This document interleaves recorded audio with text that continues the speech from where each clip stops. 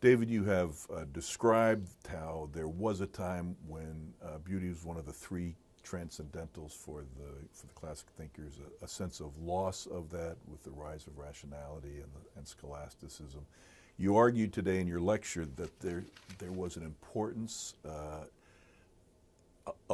reappropriating beauty, but that it so often, rather than being fully appropriated, is trivialized or exploited. And so help us understand, what is the character of this beauty that you think theology should reappropriate as opposed to the exploitation and manipulation that we should avoid? Mm-hmm. Well, there's a lot of work being done today around this question, and it's one of the folks who's doing the most are ethicists, who reclaim aesthetics for the purpose of ethics. One of those is Elaine Scarry at Harvard. But she claims that beauty is not this sort of superficial prettiness that we have come to think of, but it's a much larger and deeper and concept than we have imagined. She says that beauty actually has ethical significance for several reasons. One is, she says that the encounter with something beautiful constitutes a kind of epiphany of recruitment. It draws us, it makes our heart beat, adrenalizes us, and calls us to the beautiful thing. And it calls us actually into a covenant in which we try to protect that thing, that beautiful thing. She also says that there is ethical significance in beauty in that it has a community, an impulse toward community. When we see something that is beautiful, we want to invite others, come see this beautiful thing. It's so beautiful, I want to share it with you. And so beauty has that impulse. Beauty also has this impulse, this imitative impulse. Wittgenstein said that what the eye sees, the hand wants to draw. The beauty that the eye sees, the hand wants to draw. And so, we've all walked through art museums, art galleries, and seen students sketching. There's an impulse when we see something beautiful, we want to imitate it in some way, whether it's drawing or painting or photography. But also, it's important to note that beauty crosses modes, crosses sensory modes, so that when we see the smooth face of a child, not only do we want to touch that face, but we also want to care for that child or play with that child.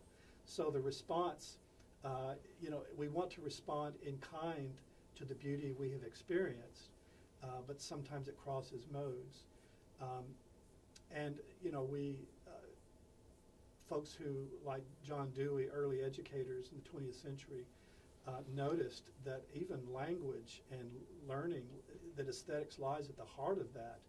And so human developmental theorists like Daniel Stern has argued that the early ages are ages of where infants are keenly impacted by the aesthetics of a mother's voice or a mother's face, and that's all before language emerges and becomes a substrate of our human experience on through life.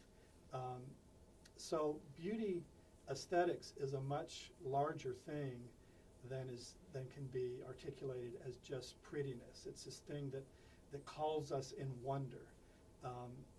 G. Stanley Hall had this theory of adolescence, where he argued that adolescence is that time of life when young people are more romantic, that they're given in wonder to the beauty of the world, and they were that beauty that they encountered in peers called them into relationship.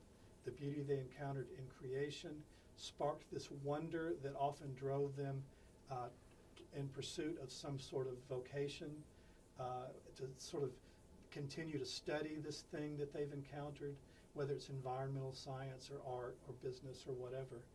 And so this becomes part of the lore of educational theory, that the first move in learning is romance.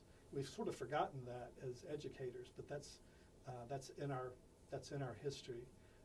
That G. Stanley Hall and later, Whitehead would argue that the first movement in learning is wonder and romance, and this is a primary impulse of adolescence, according to G. Stanley Hall.